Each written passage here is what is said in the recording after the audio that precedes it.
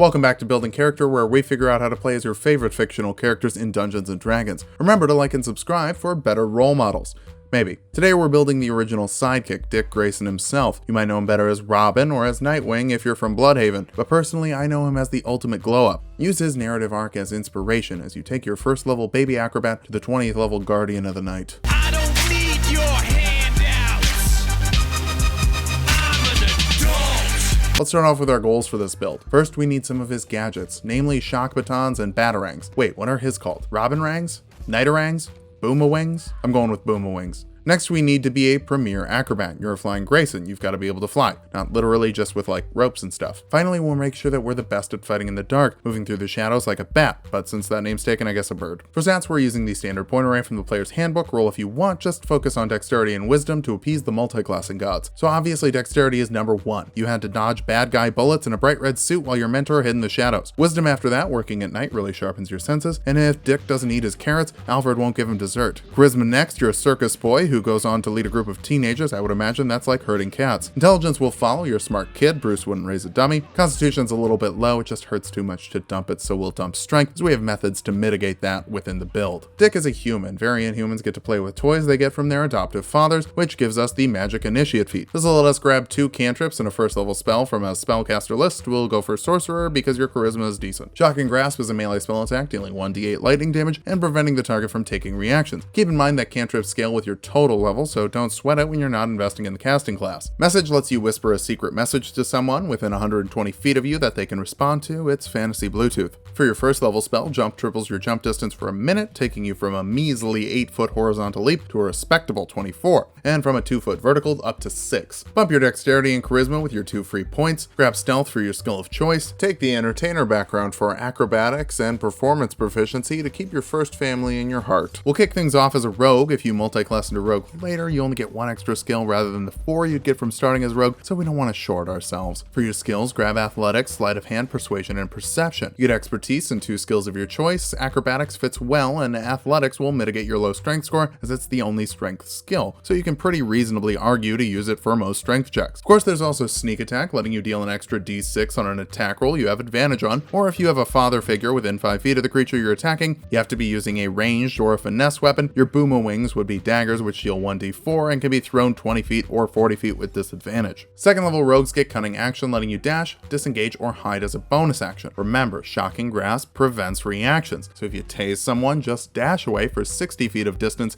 instead of 30. Third level rogues can choose a roguish archetype, and you're the perfect scout for the man in black. Let's go for that. You get proficiency with nature and survival skills and expertise with both of them for free. This is kind of supposed to be a wilderness archetype, but it's still helpful. More importantly, you're a skirmisher, letting you move half your speed when an enemy ends their turn within 5 feet of you as a reaction without provoking opportunity attacks. That's free disengagement, baby. Hop away and throw some boomerwings. Your sneak attack also increases to 2d6 for more damage. 4th level rogues get an ability score improvement. Bump your dexterity for better AC and better damage. Bouncing over to monk now, 1st level monks get martial arts, letting you use monk weapons, which are any simple weapons without the 2-handed property like a quarterstaff. This is a versatile weapon, meaning that it deals 1d6 one-handed or 1d8 two-handed, and because it's a monk weapon, you can use your dexterity instead of your strength. I'd actually hold it one-handed so you can make an unarmed strike as a bonus action. This will deal 1d4 bludgeoning damage plus your dexterity modifier. You also get unarmored defense, making your AC 10 plus your dexterity and your wisdom modifier while you're not wearing armor, which is currently the same as studded leather for you, but you need to be unarmored to use martial arts, so keep it light. 2nd level monks can spend key points on special tricks. Flurry of blows lets you make 2 unarmed strikes as a bonus action instead of 1. Patient defense lets you dodge as a bonus action, and step of the wind lets you dash or disengage as a bonus action while doubling your jump distance. Keep in mind, key points are a finite resource. You can already dash or disengage for free with cunning action, so only use this if you need to jump 48 horizontal feet or 12 vertical feet. You also get unarmored movement, bumping your movement speed while you're not wearing armor. This scales nicely with your monk levels, and Robin can run. 3rd level monks can deflect missiles, reducing the damage from ranged attacks by 1d10 plus your monk level and dexterity modifier as a reaction. If you drop it to 0, you can toss it back by spending a key point and dealing 1d4 damage. Considering you're basically a living distraction for Batman, this will help you deal with the oncoming becoming fire. You can also choose a monastic tradition, where the shadow is perfect for sneaky boys. You can use shadow arts to replicate the effects of certain spells by spending 2 key points. Darkness is the ultimate smoke bomb, creating a 15-foot sphere of darkness that even dark vision can't see through for up to 10 minutes, depending on your concentration. Dark vision gives a creature you touch 60 feet of dark vision for 8 hours, but it's not strong enough to go through that darkness spell. I literally just said that. Pass Without Trace gives all creatures within 30 feet of you of your choice plus 10 to their stealth checks for an hour, depending on your concentration, and they can't be tracked by non-magical means, so even Cyborg's clanky body won't get detected. Silence prevents any sound from leaving a 20-foot sphere you create, including verbal components for spells, so maybe don't set this up next to Raven, she'd be pretty mad. Finally, you have Minor Illusion as a cantrip, letting you create a sound or a vision that fits in a 5-foot cube.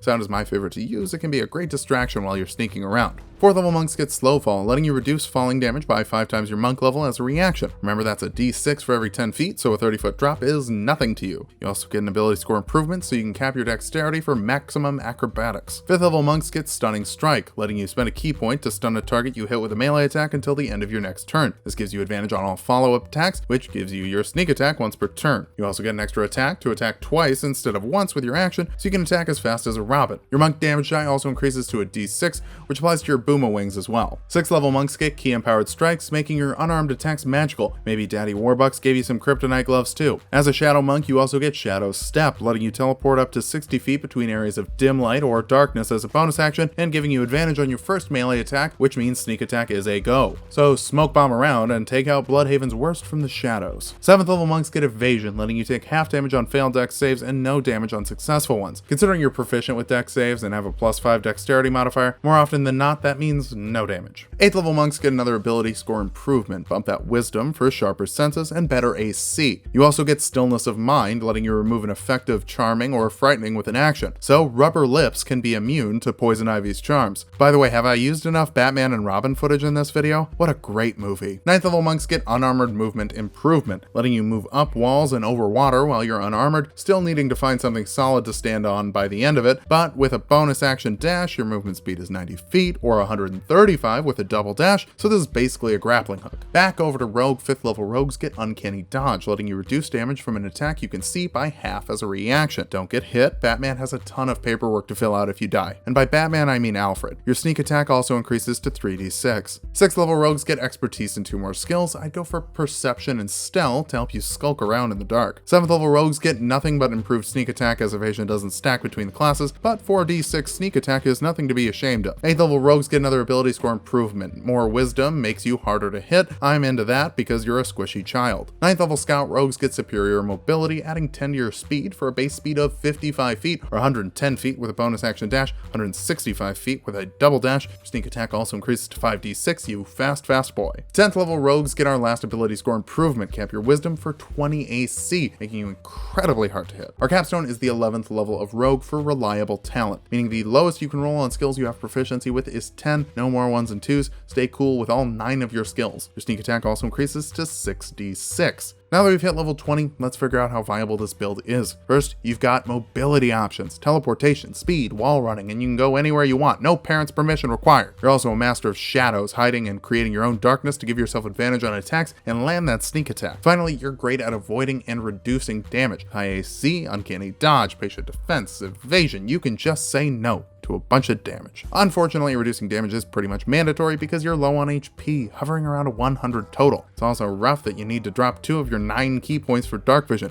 They're a limited resource, but if you can't see in the dark, your enemy's disadvantage is your disadvantage too. Finally, monk and rogue mix together a little too well, overlapping evasion and making one of your levels kinda anticlimactic. But who cares about that when you're such an undeniable badass? Live your life as a glass cannon, bouncing all around the battlefield, creating major headaches for a whole team of thugs. Just remember to dodge every now and then, otherwise there will be another death in the family. Thanks for watching. If you liked the video, subscribe for more. We make 2 builds every week. Oh, and come back next week if you like crawling in the night, or you want to be the ultimate deadbeat dad.